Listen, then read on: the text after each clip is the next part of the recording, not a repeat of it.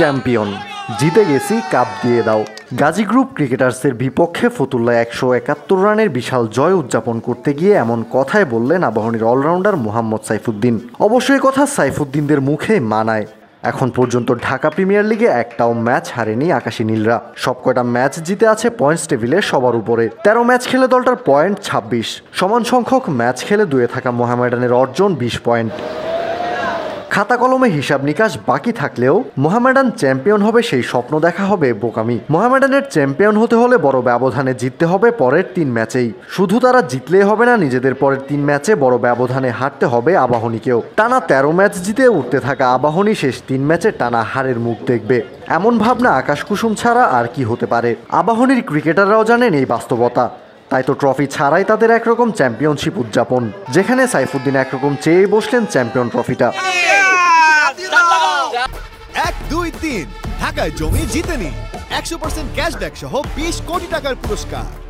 দুই পাশে সারিবদ্ধ হয়ে দাঁড়িয়ে আছেন আবাহনীর ক্রিকেটাররা। মাঝে দলটার হেড কোচ ও অলরাউন্ডার মোসাদ্দেক হোসেন সৈকত। এদিকে দলের ক্যাপ্টেন নাজমুল হোসেন শান্তর হাতে একটা ব্লেজার, যেখানে আবার আবাহনীর লোগো খোদাই করা আছে। শান্ত এগিয়ে গেলেন মোসাদ্দেকের দিকে। সবাই তখন হাততালি দিচ্ছে। মোসাদ্দেকের কাছে গিয়ে তাকে জড়িয়ে ধরলেন শান্ত, পরিয়ে দিলেন হাতে থাকা ব্লেজারটা। এরপর একটা ক্রেস্ট হাতে এগিয়ে এলেন আবাহনীর ওপেনার লিটন কুমার দাস। হাসি মুখে সেই ক্রেস্ট তুলে দিলেন মোসাদ্দেকের হাতে। এরপর ছবির জন্য দুজন পোজও দিলেন। এরপর শান্ত মোসাদ্দেককে বললেন মাঝখান দিয়ে হেঁটে যেতে, অর্থাৎ মোসাদ্দেককে দেয়া হবে গার্ড অফ অনার। মোসাদ্দেক প্রথমে আপত্তি করলেও সবার জোরাজোরিতে হেঁটে গেলেন। সব সতীর্থরা এসে তাকে অভিনন্দন জানাতে থাকেন।